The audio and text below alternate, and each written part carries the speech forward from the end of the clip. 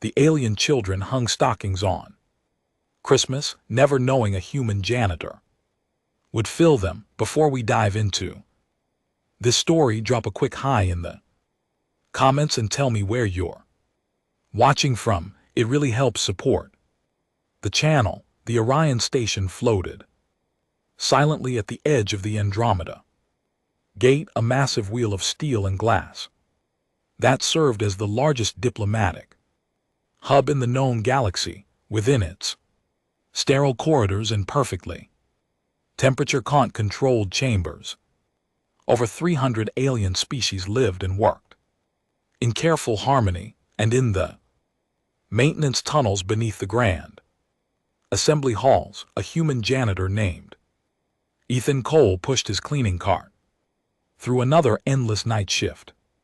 Ethan had been working on Orion Station for nearly 2 years now. It wasn't the job he dreamed of when he left Earth, but it paid well enough and kept him far from the complications he'd left behind.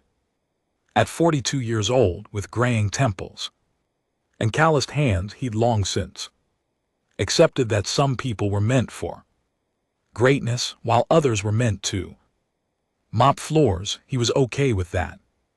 Mostly, the station operated on a universal standard time, but most species kept their own cultural calendars. The Valkyrians celebrated the Feast of Seven Moons. The century marked the day of emergence.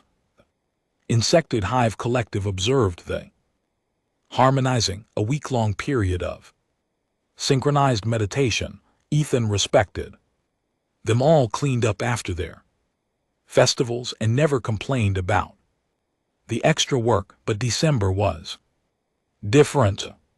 December made him ache in ways he couldn't quite explain to his alien coworkers. It had been 4 years since he'd spent Christmas on Earth, 4 years since he'd seen snow or smelled pine or heard carols in the shopping district, 4 years since everything had fallen apart. He tried not to think about it. The night shift on Orion Station was quiet. Most of the diplomats and their families were in their quarters, the grand halls empty except for the soft hum of environmental systems and the occasional patrol of security drones. Ethan liked it this way. No one to bother him, no one to pity the human janitor who'd ended up so far from home. He was emptying a waste receptacle near the education wing when he heard them, young voices,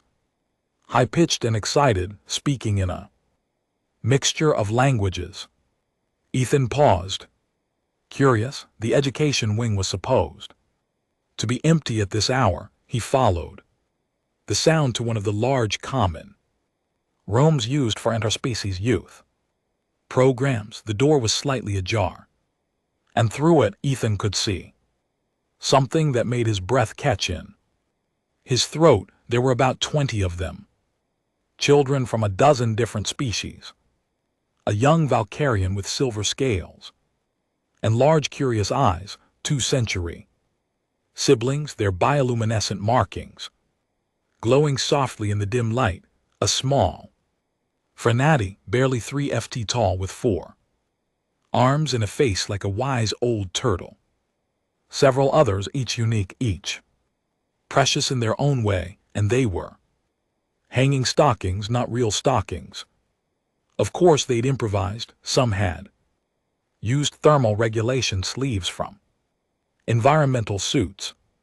Others had cut up old maintenance cloths. One industrious hive youth had woven something from synthesized fiber that looked almost authentic. They were hanging them along the wall using magnetic clips and adhesive strips, creating a crooked, colorful line of makeshift stockings.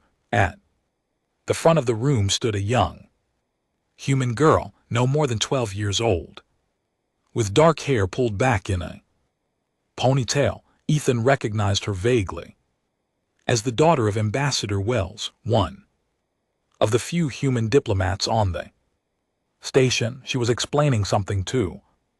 The others with animated gestures. Ethan stepped closer, careful to stay in the shadows. The girl, whose name was Emily, was telling them about Christmas. Her voice carried that peculiar mixture of authority and uncertainty that came with youth explaining something important. So you hang the stockings, she said, and then Santa Claus comes in the night and fills them with presents, small things, usually candy and toys, and little surprises. It's one of the best parts of Christmas. A young Valkyrian raised a clawed hand. But Emily, who is this Santa Claus? Is he a human deity? Emily laughed. No, he's not real. It's just a story parents tell their kids. Someone to make Christmas feel magical. Then who fills the stockings? Asked one of the century children. Your parents do, Emily explained. They pretend to be Santa. The Threnody child, whose name was Pip, tilted his ancient-looking head. But we are not human.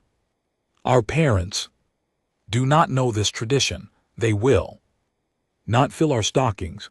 A silence fell over the group. Emily's expression faltered. I mean, we could fill each other's stockings. We could get small things and trade them, but we have no currency for the station shops, Pip said quietly, and we are not permitted to leave the education wing without supervision. Another silence, heavier.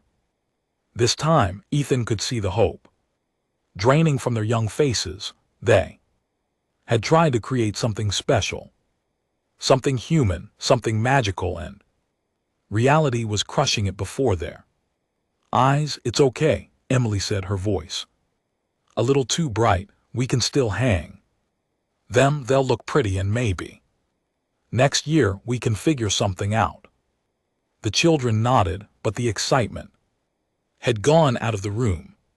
They finished hanging their stockings in near silence, then filed out in small groups, heading back to their family quarters in different sections of the station. Emily was the last to leave. She stood for a moment looking at the line of empty stockings, and Ethan saw her wipe her eyes before she turned off the lights and left. Ethan stood alone in the darkness, staring at those stockings. He thought about his own childhood, about waking up on Christmas morning to find his stocking bulging with treats. He thought about the year his father had lost his job and there wasn't much money, but somehow that stocking had still been full. Oranges and nuts and a chocolate bar, small things that mattered. He thought about his daughter. She would be 16 now. Did she still hang a stocking?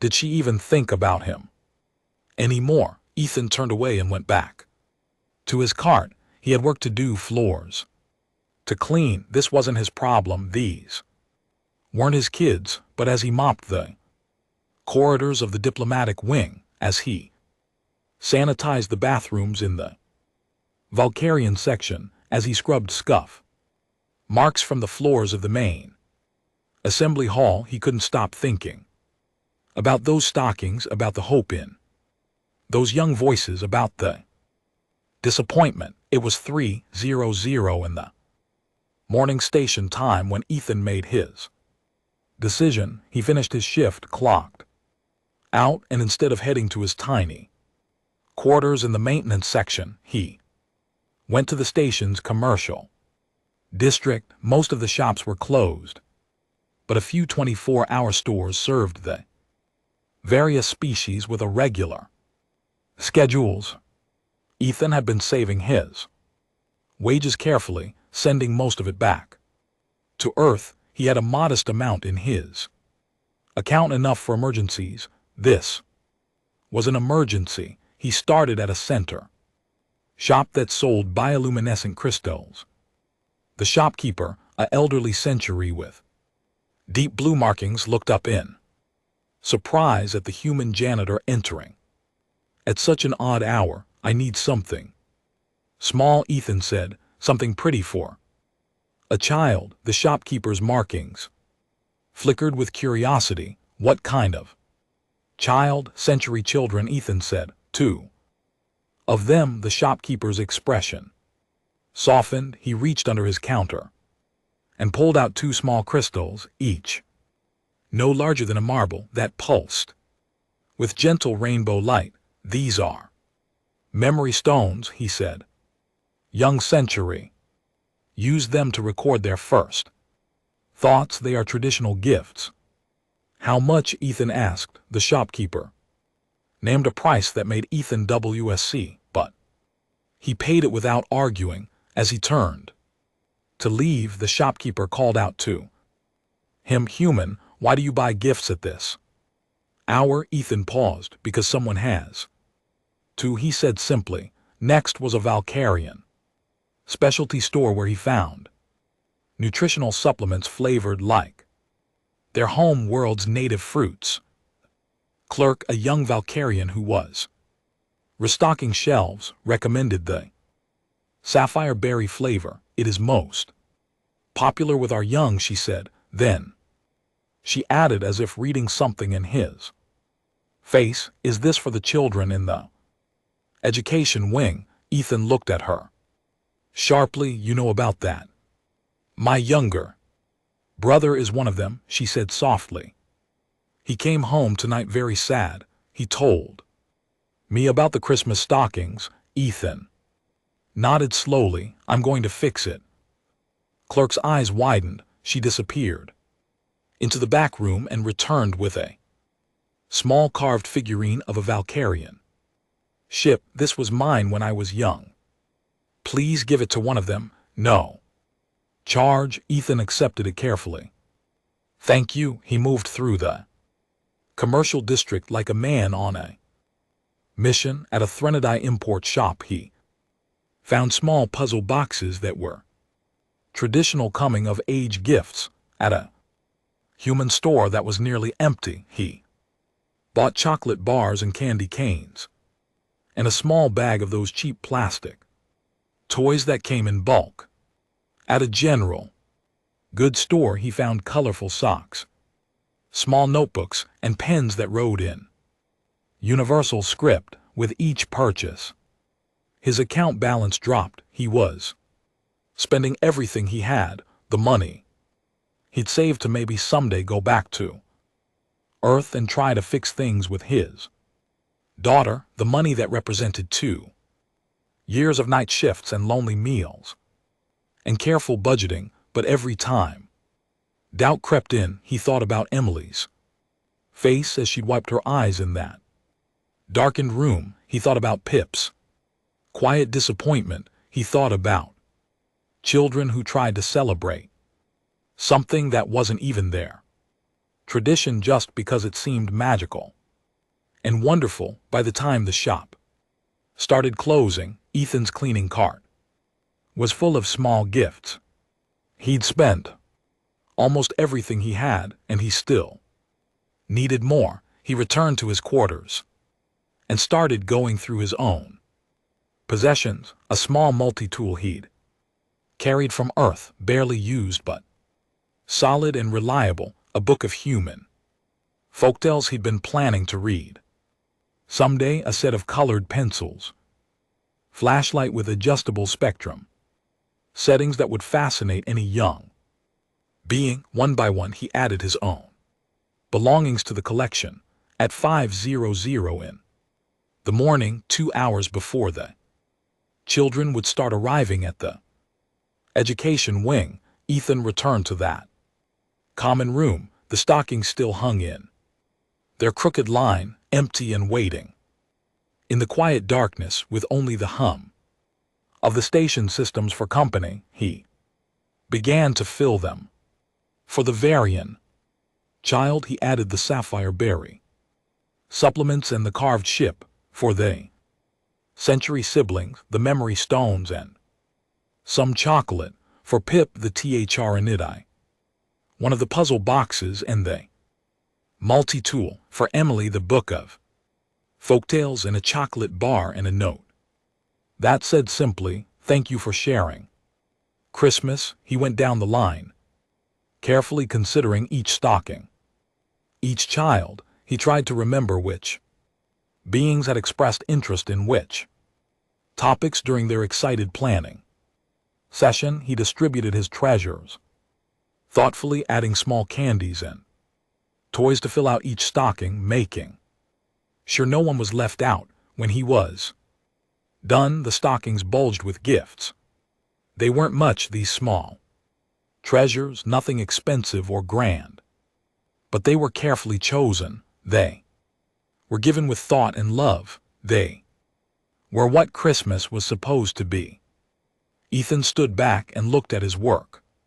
His cart was empty, his account was nearly drained, his quarters were a little more bare, but those stockings were full. He left before anyone could arrive, slipping back into the maintenance tunnels like a ghost. He went to his quarters, collapsed on his bunk, and slept the dreamless sleep of the exhausted. He woke 8 hours later to find his personal communicator flooded with messages, confused and still groggy. He opened the first one. It was from Ambassador Wells. "Mr. Cole, I understand you were responsible for the gifts my daughter and her friends found this morning. I want to speak with you. At your earliest convenience, please contact my office." Ethan's heart sank. He'd broken protocol. He'd interacted with diplomatic families without authorization. He'd probably crossed a dozen security regulations. He was going to be fired or worse, but before he could spiral into panic, he noticed another message. This one was from the Vulcarian clerk who'd given him the carved ship. "The whole station is talking about what you did, human. My brother says it was the most wonderful morning of his life. Thank you." Then another from someone he didn't know, and another and another. Dozens of messages from parents, from station workers, from people he'd never met, all thanking him, all expressing wonder and gratitude.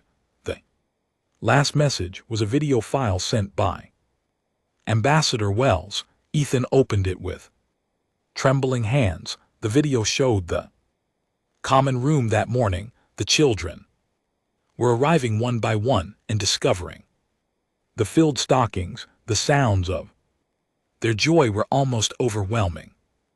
Emily was crying and laughing at the same time, clutching her book. Pip was examining his puzzle box with all four hands, his ancient face split in a delighted grin. The Century siblings were holding their memory stones up to the light, watching the rainbows dance.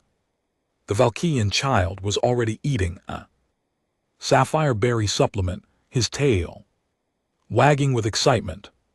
But it was what happened next that made Ethan's eyes sting. The children had started showing each other their gifts, sharing their excitement, passing items around to examine and admire. They were acting out the very spirit of Christmas without even knowing it. The joy wasn't in having, it was in the wonder of receiving. The magic wasn't in the gifts themselves, but in the knowledge that someone had cared enough to give them.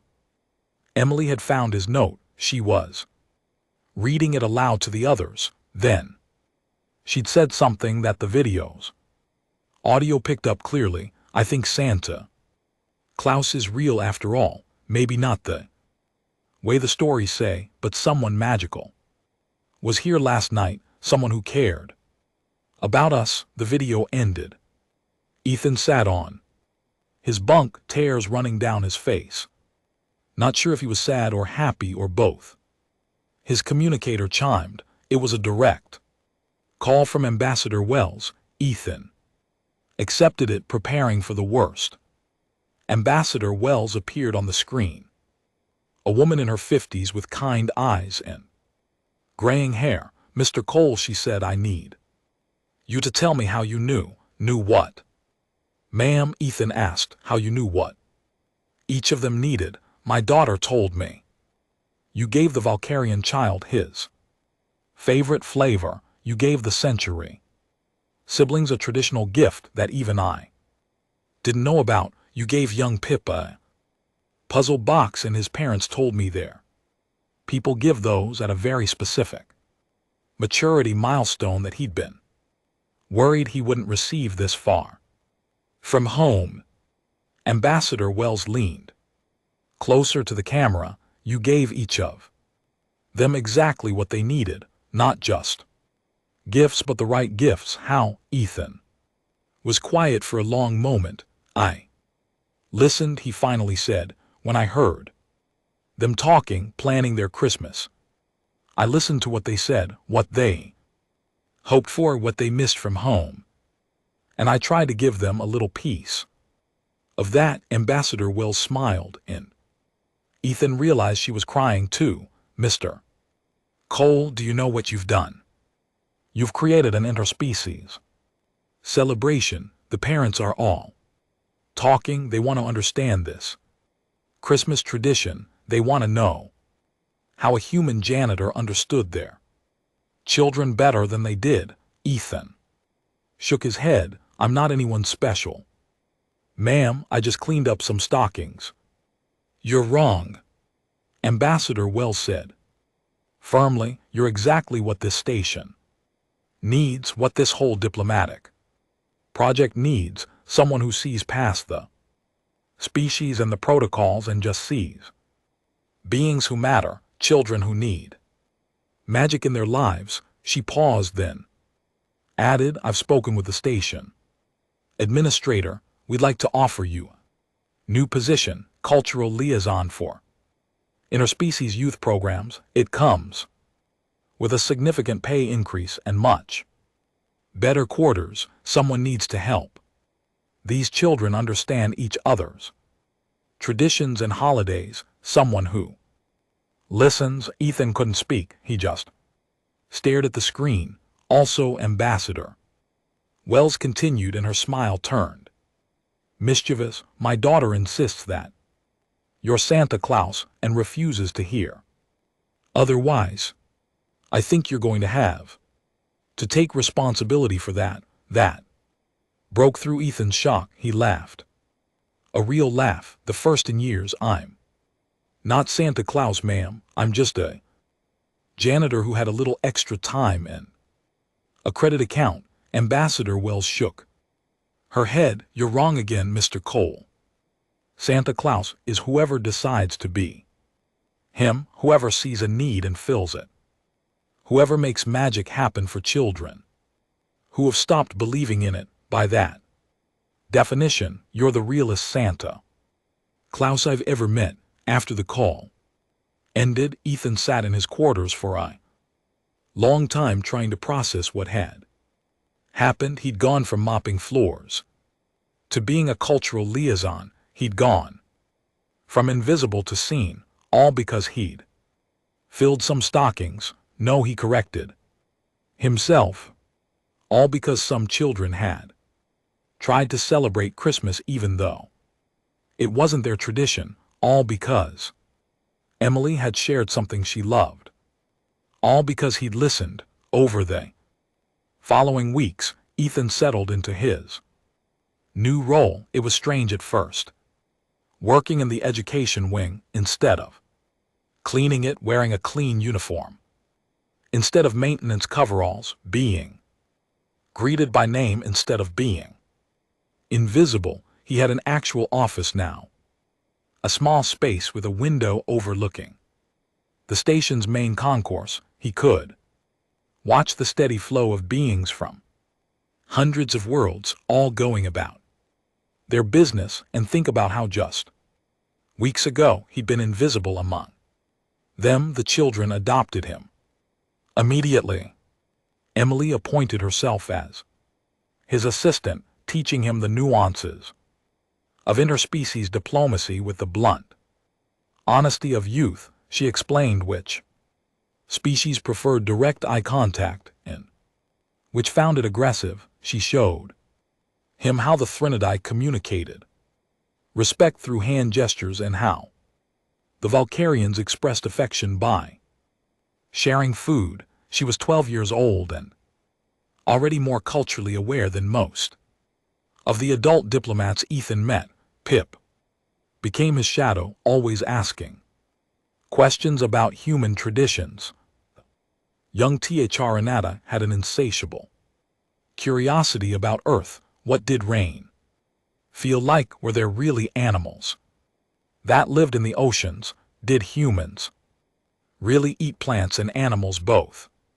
Each answer led to 3 more questions, and Ethan found himself remembering details about his home world he'd long since taken for granted. Through Pip's wonder, he saw Earth fresh again. The Valkyrian child, whose name was Sapphire, brought him sapphire berry supplements to try, insisting they were delicious. To Ethan's surprise, they actually were sweet with a slight tang, unlike anything he'd tasted before. Sapphire explained that on Valkyra the berries only grew in the coldest mountain regions, and gathering them was a rite of passage for young Valkyrians.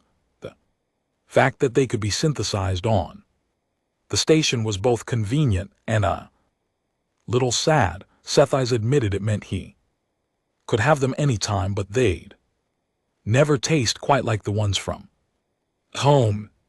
That conversation stuck with Ethan. It made him realize that all these children were living between worlds. They had the privileges of station life, the safety and comfort and diversity, but they were also disconnected from their home worlds, from the smells and tastes and traditions that made a place feel like home. That's what Christmas had given them, he realized. Not just gifts, but a sense of belonging, a tradition that was theirs, shared among them, creating a new kind of home. The other children in the program each brought their own perspectives. There was LRA, a young century girl who had been born on the station and had never seen her people's home world. She glowed brighter when she was excited, her bioluminescent markings pulsing with emotion.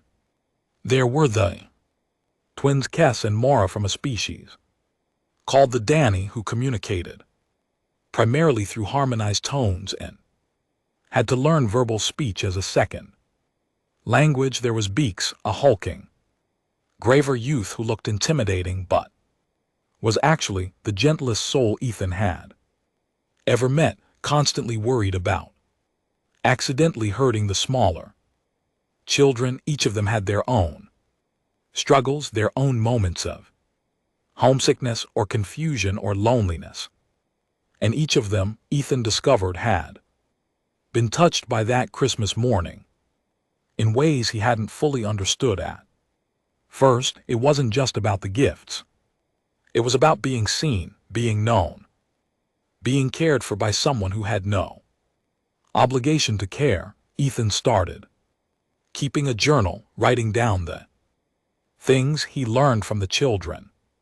Not because anyone asked him to, but because he wanted to remember. He wanted to capture these moments of connection, these small revelations about what it meant to care across species and cultures. Sometimes late at night in his new quarters, he'd read back through his entries and marvel at how much his life had changed. But it was the parents who surprised Ethan the most. They sought him out, these diplomats and scientists and cultural experts. They asked him about Christmas, yes, but they asked about other things too. How did humans celebrate birthdays? What were human coming-of-age rituals? How did human parents comfort their children when they were sad? At first, Ethan thought they were testing him, trying to figure out if the janitor really deserved his new position. He'd brace himself for skepticism, for questions designed to expose his lack of formal education or training, but slowly he realized they were genuinely curious. More than that, they were grateful. Their children were happy in a way they hadn't been before. The education wing had transformed from a place of polite interspecies tolerance to a place of genuine friendship.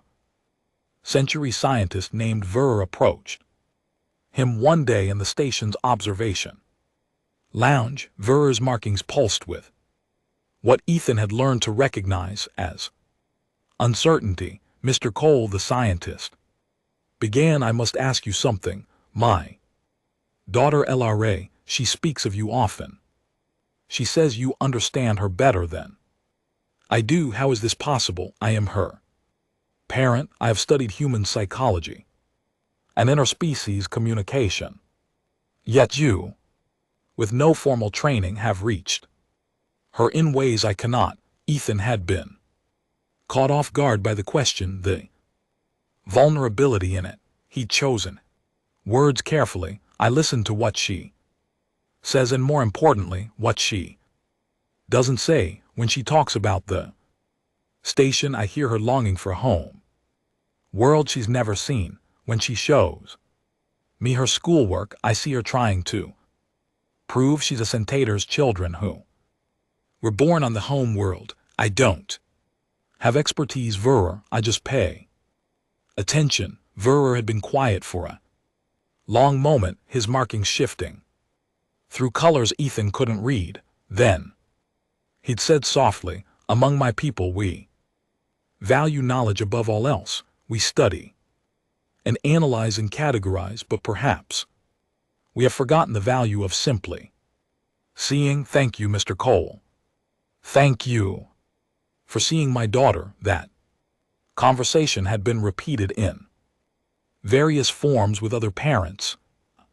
Threnody elder who realized his grandson felt pressure to act older than his years. A Valkyrian mother who hadn't noticed her son's anxiety about an upcoming molting season. A Danny father who'd been so focused on his diplomatic work that he'd missed his children's growing isolation. Ethan became a bridge between the parents and their children, not because he had answers, but because he asked questions. He helped them see what had been invisible, and in doing so he built relationships across the station that went far beyond his official duties. He was invited to family meals, to cultural ceremonies, to quiet moments when parents needed advice or just someone to talk to. The Valkyrian clerk from the shop, the one who'd given him the carved ship, became a regular visitor to his office. Her name was Thessa, and she'd appointed herself as his unofficial guide to station politics. You need to understand, Mr. Cole, she'd say, her tail swishing with emphasis, that what you did was revolutionary, not the gifts themselves, but the fact that you saw children from different species as equally deserving of care. Many adults on this station maintain careful boundaries. They are cordial but not connected. You erase those boundaries. Ethan protested that he'd only filled some stockings. Thessa had laughed. Sound like wind chimes. Yes, and a seed is only a small thing planted in soil, yet it grows into forests.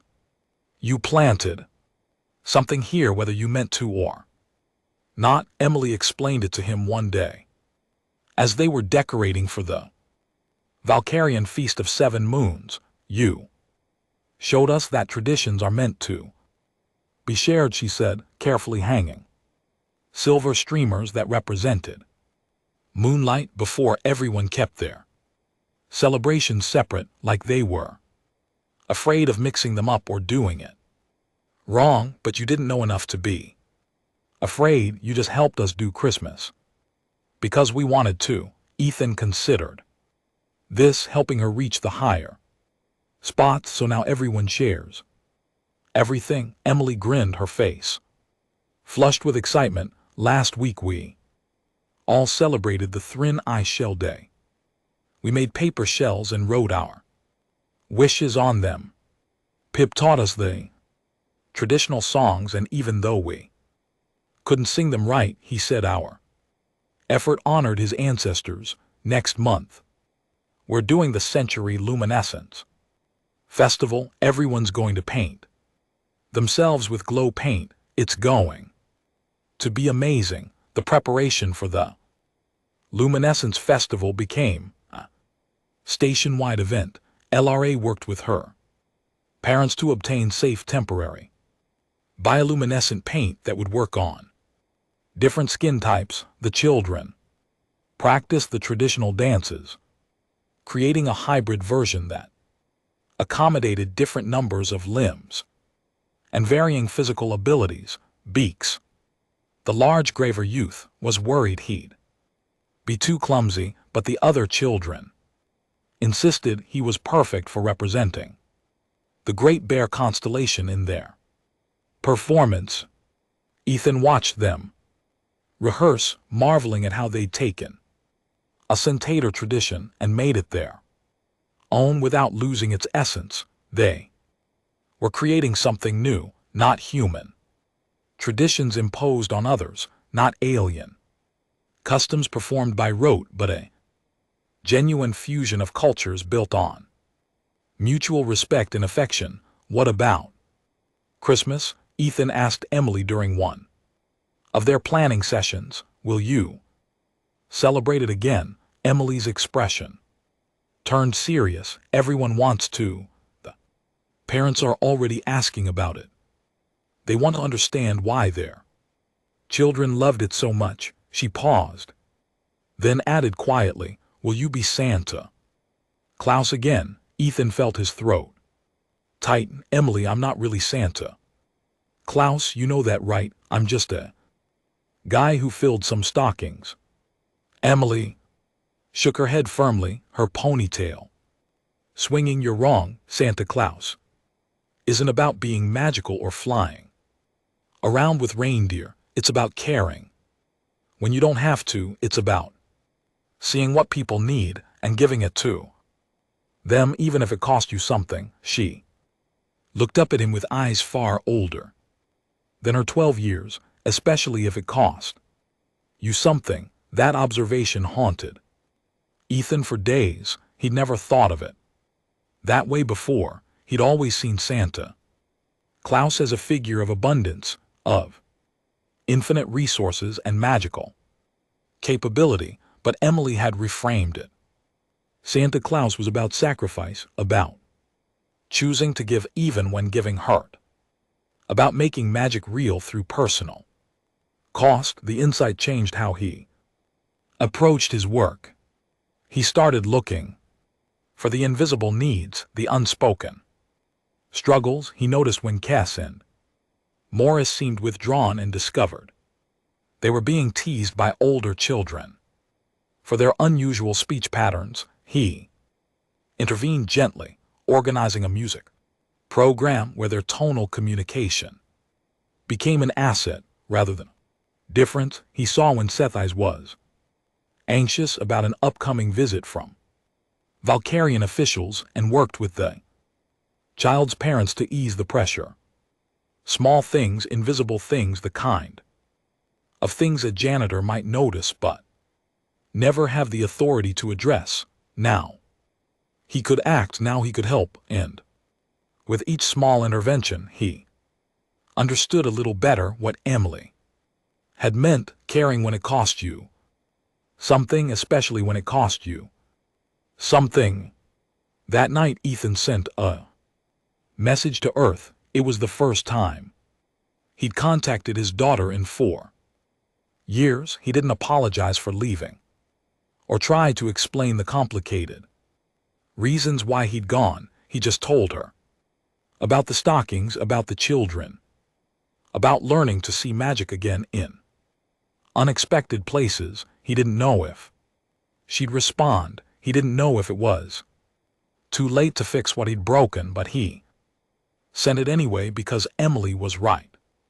Santa Claus wasn't about being perfect or magical. It was about trying even when it was hard, especially when it was hard. 3 days later, his daughter responded. The message was short. Dad, I'm glad you found something worth staying for. Maybe someday you could tell me about it in person. I'd like that. It wasn't forgiveness, not yet. But it was a door left open. It was hope. Christmas came to Orion Station like nothing anyone had ever seen. Ethan worked with the children and their parents to create a celebration that honored the original tradition while welcoming all species. They hung stockings, hundreds of them, in the main assembly hall. They decorated with lights and colors from a dozen different worlds. They sang songs in multiple languages, creating harmonies that had never existed before. And on Christmas Eve, something remarkable happened. The adults of Orion Station, these diplomats and scientists who spent their days negotiating treaties and debating universal laws, became Santa Claus. Every single one of them. They filled stockings for children who weren't their own. They learned about other species, traditions, and incorporated them into gifts. They stayed up late working together, creating magic. Ethan watched them from the observation deck, seeing the main assembly hall transformed into something beautiful and impossible. Ambassador Wells found him there. Quite a change from last year, she said. Ethan nodded. I never meant for it to get this big. Ambassador Wells smiled. The best things never start out big. They start with one person deciding to care. Everything else just grows from there. She handed him a small package. This came for you. It was delivered to my office by mistake. Ethan opened it carefully. Inside was a picture frame. The photo showed him and his daughter, taken 10 years ago at Christmas. She was 6 years old, grinning with missing front teeth, holding up a stocking. He had his arm around her and they were both laughing. He'd forgotten this photo existed. He'd forgotten they'd ever been that happy. On the back, his daughter had written a note. Dad, I found this in Mom's attic. I thought you might want it. I remember that Christmas. You were the best Santa Claus ever. Maybe you still are. Come home sometime and tell me about the aliens. I want to hear everything. Ethan couldn't speak. He just held the frame and let the tears come. Ambassador Wells put a hand on his shoulder. You know what the really remarkable thing is, she said softly. You changed this station because you showed us what it means to be human, not the technology or the diplomacy or the grand gestures.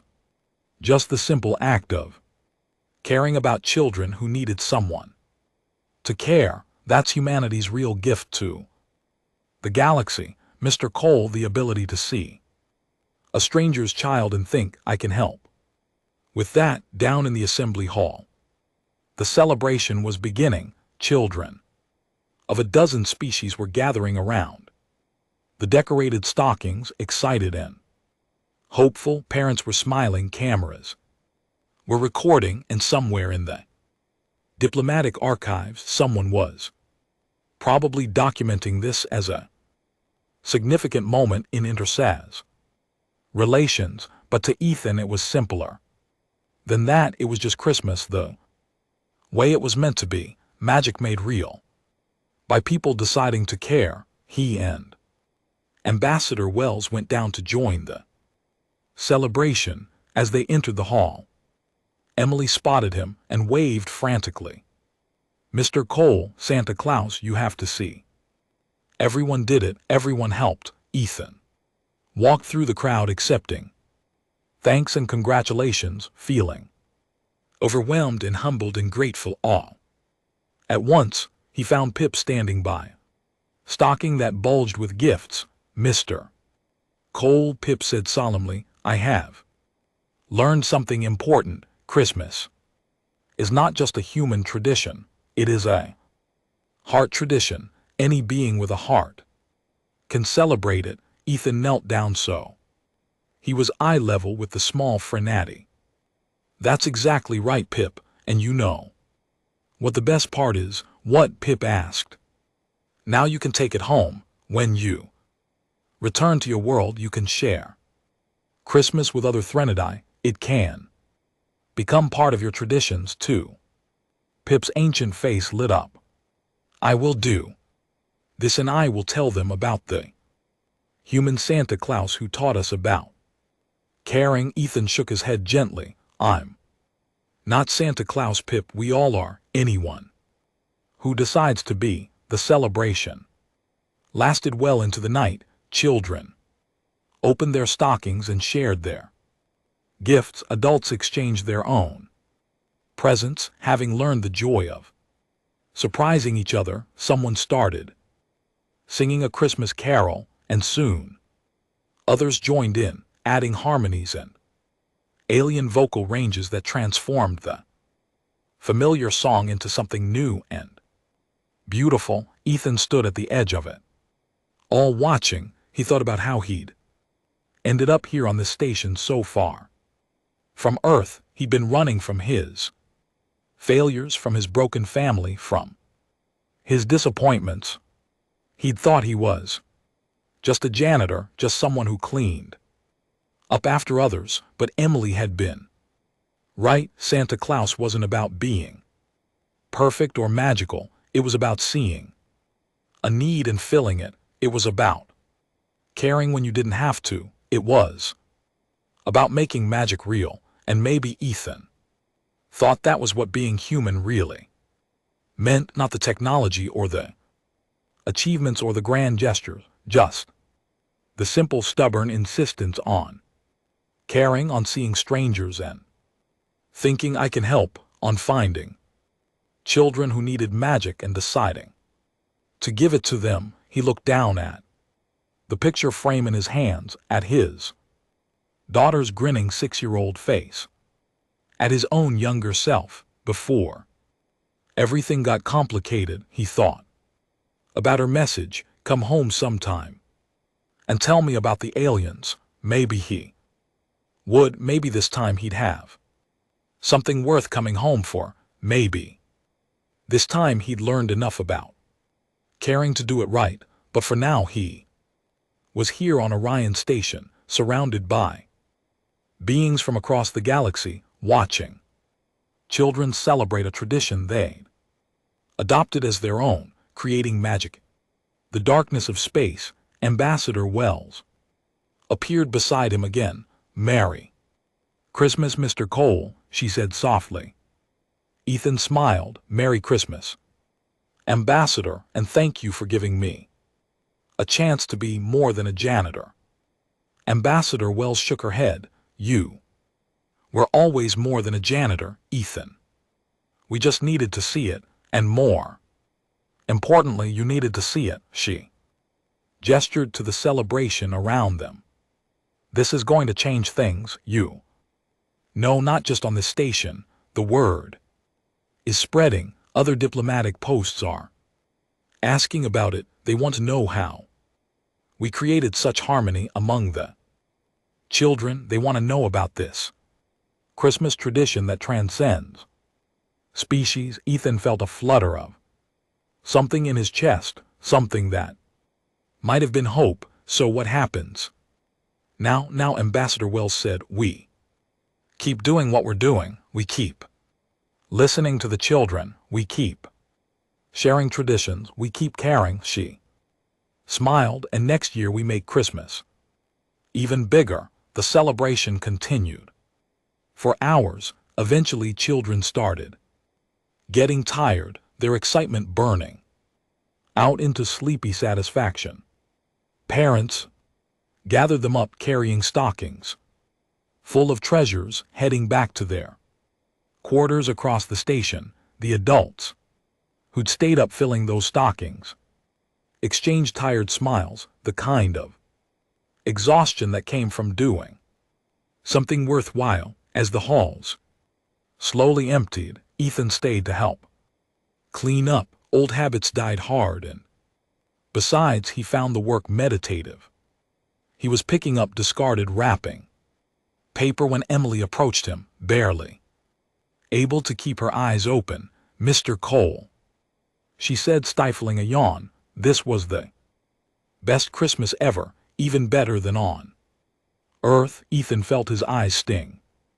That's high praise, Emily. What made it so special? Emily thought about it seriously. Despite her exhaustion, on Earth, Christmas was just for humans.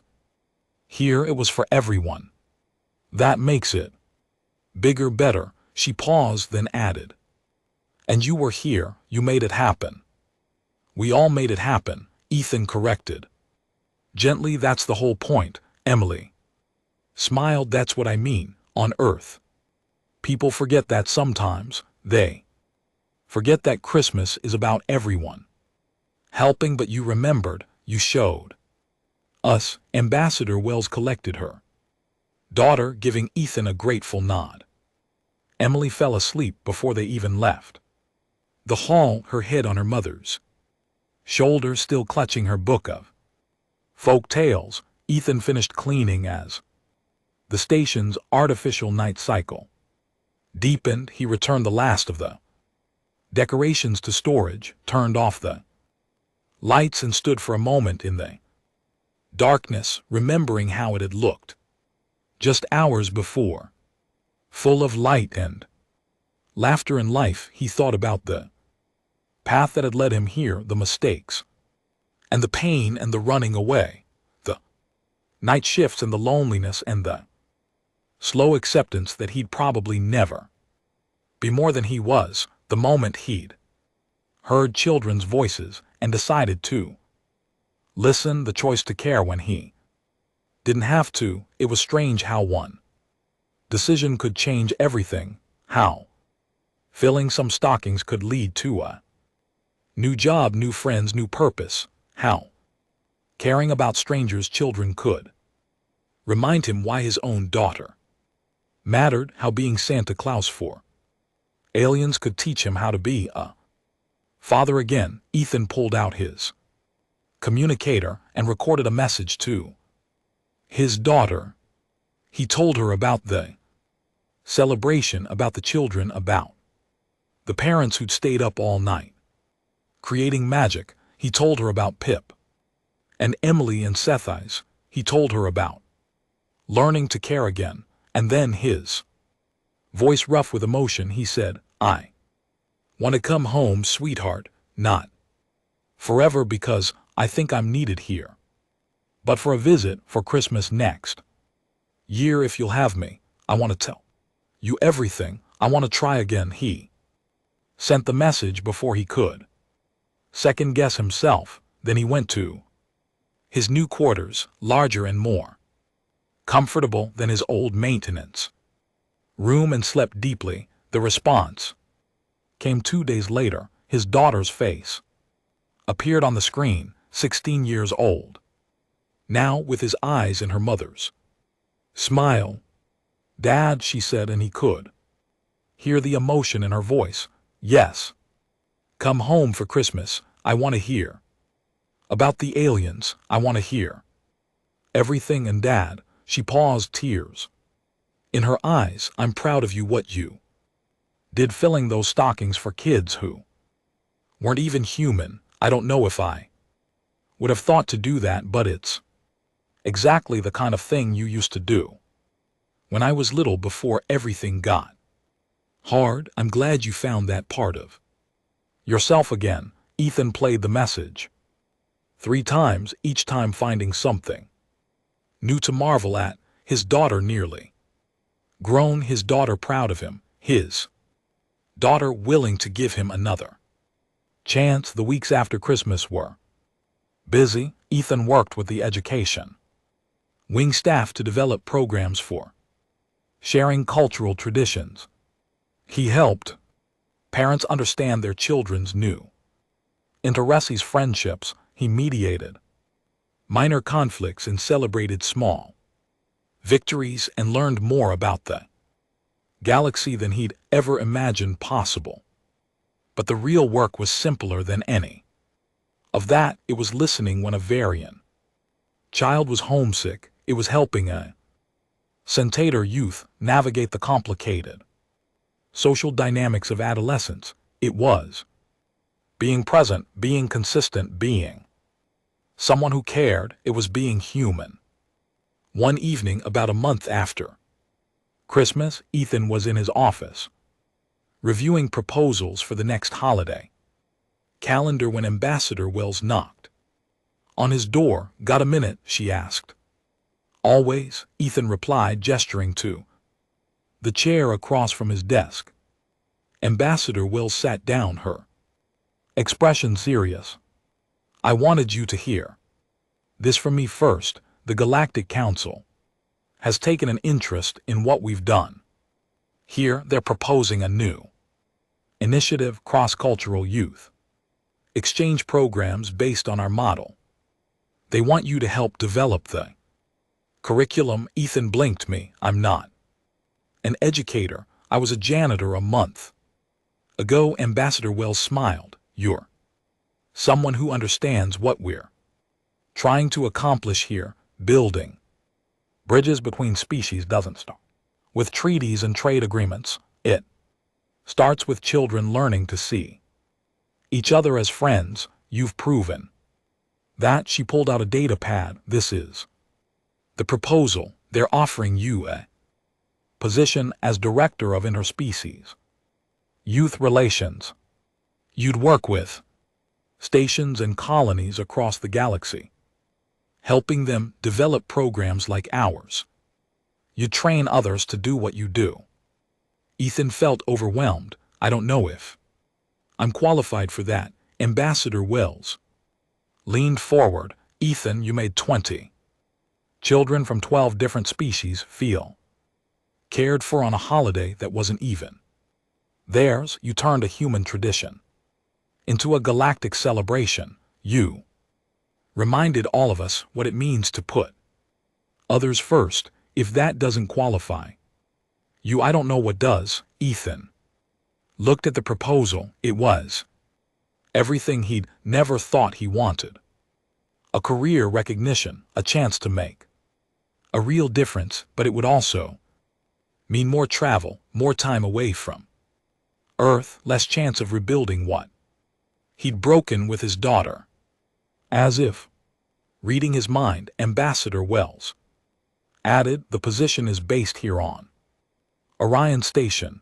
You travel occasionally, but this would be your home base. And Ethan, the Galactic Council has agreed to provide transportation vouchers for family visits. You could go back to Earth regularly. You could have both." Ethan looked up at her, surprised. "You arranged that?" Ambassador Wells didn't deny it. "Emily told me about your daughter, about how you're trying to reconnect. I lost my husband 3 years ago, and Emily's all I have left. I understand how precious those relationships are. You shouldn't have to choose between doing good work and being a good father." Ethan felt his throat tighten. "Thank you," he managed. "So," Ambassador Wells asked, "what do you say? Will you help us teach the galaxy how to care?" Ethan thought about those stockings hanging empty in the common room. He thought about the choice he'd made to spend everything he had to fill them. He thought about how that choice had changed everything. "Yes," he said simply, "I'll do it." The news spread quickly through the station. Ethan found himself congratulated at every turn, praised by beings he'd never met. It was embarrassing and humbling and strange. He was still just a man who'd filled some stockings. He didn't understand why everyone made it such a big deal, but the children understood. They threw him a party in the education wing, decorating it with symbols from all They're different cultures. They gave him gifts, small handmade things that meant more than any official recognition could. Pip presented him with a puzzle box the young Threnody had solved and reassembled himself. It's tradition, Pip explained solemnly, to pass a solved puzzle to mentor. You are my mentor, Mr. Cole. Emily gave him a drawing she'd made showing all of them together on Christmas, the stockings in the background. At the bottom she'd written, "To Santa Claus, who taught us that magic is real when we make it together, Sephi." The Valkyrian child gave him a scale from his molting, mounted in a small frame. My parent says this is how Valkyrians honor those who change their lives, Seth said shyly. You changed mine, Mr. Cole. You made me feel like I belong here. Ethan accepted each gift with tears in his eyes. He tried to explain that he was just one person, that they'd all made Christmas special together, but the children shook their heads, certain in the way only children could be. You started it, they insisted.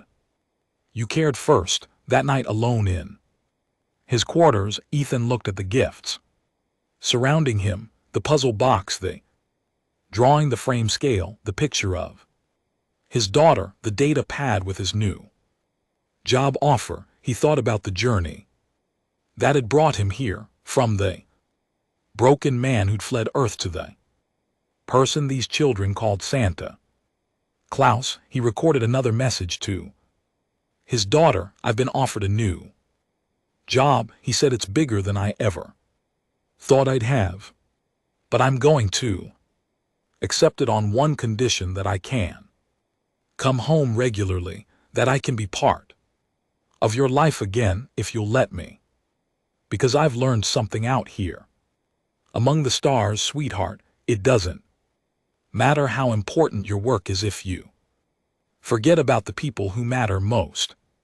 He paused, then added, I filled some stockings for alien children, and they call me Santa Claus, but you know what I realized? I need to be Santa Claus for you too, not by bringing gifts, but by showing up, by being present, by caring enough to try, even when it's hard. Especially when it's hard. I don't know if I can fix what I broke when I left, but I want to try. Will you let me try? The response came faster than he expected. His daughter's face appeared on the screen, and she was smiling through tears. Dad, she said, yes, 1,000 times yes. Come home, tell me about the aliens and the stockings and everything, and then stay for a while. We have a lot of Christmases to make up for. 6 months later, Ethan Cole stood in his childhood home on Earth, helping his daughter hang stockings over the fireplace. She was telling him about her school, her friends, her hopes for college. He was listening, really listening, the way he'd learned to listen on Orion Station, the way that had changed everything. Outside, snow was falling, blanketing the world in white. It was Christmas Eve, and tomorrow morning he and his daughter would open presents together. It wouldn't fix everything. There were still years of distance to bridge, wounds that needed healing, but it was a start. His daughter hung the last stocking and stepped back. Do you think they're doing it on the station too? She asked. Having Christmas? Ethan nodded. Ambassador Wells sent me pictures. They're bigger than ever. 50 different species participating this year. Children teaching their parents, parents teaching each other, all because some kids decided to hang stockings and someone decided to fill them. His daughter smiled. That's amazing, Dad. You started something really special. Ethan shook his head. I didn't start it. I just helped. Christmas was always about caring, about seeing someone who needs magic and deciding to give it to them. I just remembered that at the right moment. His daughter was quiet for a moment. Dad, she said slowly, do you think we could do something like that here, not just for us but for others? There are kids in my school who don't have much, who could use a little Christmas magic. Ethan felt his heart swell. What did you have in mind? She explained her idea, her words tumbling over each other in her excitement.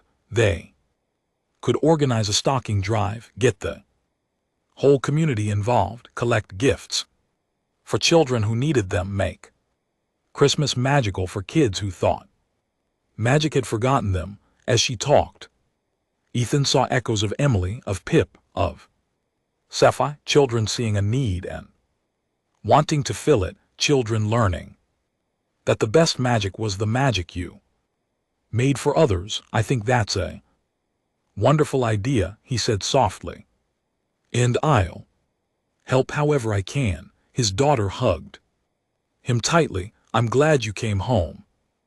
Dad, I'm glad you're here. Me too, sweetheart, Ethan replied. Me too. That night, after his daughter had gone to bed, Ethan stood by the window watching the snowfall. He thought about the path that had led him here, the mistakes and the redemption, the stockings and the choices, the realization that caring was never wasted, even when it seemed small. He'd been a janitor on a space station, invisible and forgotten, and then he'd listened to some children planning Christmas, and everything had changed. He'd spent everything he had to fill their stockings, and in return he'd gotten a new purpose, new friends, and eventually his daughter back. It was the best trade he'd ever made. His communicator chimed softly, a message from Orion Station. He opened it to find a video from the children. They were gathered in the assembly hall, stockings hung behind them, waving at the camera. Merry Christmas, Mr. Cole, Emily said. Speaking for all of them, we miss you. But we're so glad you're with your daughter. That's where Santa Claus should be on Christmas, with the people who need him most. Pip stepped forward.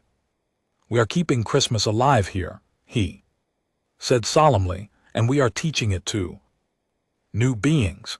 Soon the whole galaxy will know about caring, about magic, about Christmas, all because you filled our stockings. Seth's added, come back soon, Mr. Cole, we have much to show you. The video ended with all of them shouting together, Merry Christmas. Thank you for everything. Ethan wiped his eyes. He sent a message back, thanking them, telling them he was proud, promising to return soon. Then he looked up at the stockings hanging over his fireplace, two of them, his and his daughter's, waiting for Christmas morning. He thought about filling them, about continuing the tradition, but then he had a better idea. In the morning, he'd suggest they fill stockings together for the children. His daughter had mentioned they'd start small, just a few kids, but it would grow. It always did when people decided to care. That was the real magic of Christmas, Ethan realized. Not flying reindeer or mystical gift givers, just people deciding that someone else's joy mattered, just ordinary beings choosing to be extraordinary for a moment, just caring when you didn't have to, especially when you didn't have to. He was a janitor who'd become Santa Claus, who'd become a father again. He'd traveled across the galaxy and back home. He'd made mistakes and found redemption. He'd learned that the smallest gestures could change everything. And as he stood there in the quiet of Christmas Eve, watching snow fall on a world that was both strange and familiar, Ethan Cole felt something he hadn't felt in years. He felt like he was exactly where he was supposed to be. doing exactly what he was meant to do. Caring, listening, creating magic, being human. Christmas morning dawned bright and clear. Ethan woke to find his daughter already up, standing by the stockings with a curious expression. "Dad," she said, "our stockings are full." Ethan sat up, confused. What? She held up her stocking, bulging with small gifts. "I didn't fill yours." "You didn't fill mine, so who did?" They opened their stockings together, pulling out small wrapped packages. Inside were thoughtful gifts, a new set of colored pencils for his daughter, who loved to draw, a journal for Ethan, leather-bound and beautiful, chocolate, and small toys and handwritten notes. The notes explained everything. They were from neighbors, from his daughter's teachers, from people in the community who'd heard about the human janitor who'd brought Christmas to the aliens, who'd spent everything he had to fill stockings for strangers' children, who'd reminded everyone what Christmas really meant. "We wanted to fill your stockings." One note read, "The way you filled theirs, we wanted you to feel the magic." 2. Ethan couldn't speak. He just held the gifts and shook his head in wonder. His daughter was reading her notes with tears streaming down her face. "They did for us what you did for them," she said. "They made Christmas magical. That's the thing about caring." Ethan managed to say, "It spreads. You care for someone, and they care for someone else, and eventually it comes back around. But you can't do it expecting that. You have to care just because it's right." His daughter hugged him. "You're a good dad," she said. "You're a good person." "I'm sorry I ever doubted that." Ethan held her close, thinking about all the choices that had led to this moment. The choice to listen to children planning Christmas, the choice to spend everything he had, the choice to try again with his daughter, the choice to care over and over even when it was hard. That's what being Santa Claus really means, he thought. Not the red suit or the reindeer, just the stubborn, persistent, ridiculous choice to care, to see someone who needs magic and decide to give it to them, to believe that small gestures matter, that kindness spreads, that hope is worth fighting for. He'd learned that on Orion Station. He'd learned it from alien children who'd hung stockings without knowing anyone would fill them. He'd learned it from his own mistakes and the grace of second chances. And now, standing in his childhood home with his daughter in his arms and stockings full of gifts from a community that had learned to care, Ethan Cole understood the final truth of Christmas. It was never about the gifts. It was never about the traditions or the decorations or the perfect celebration. It was about people deciding that other people mattered. It was about choosing to see needs and fill them. It was about making magic real, one small gesture at a time. It was about being human, and that, Ethan realized, was the greatest gift of all. And that was the end of the story. If you listened all the way to here, don't forget to leave feedback about what you thought of the story in the comments. Whether positive or negative, your feedback helps us improve. Also, leave your like and subscribe to the channel for more stories like this one, and I'll leave here on the screen another video that I'm sure you'll like. Big hug and see you in the next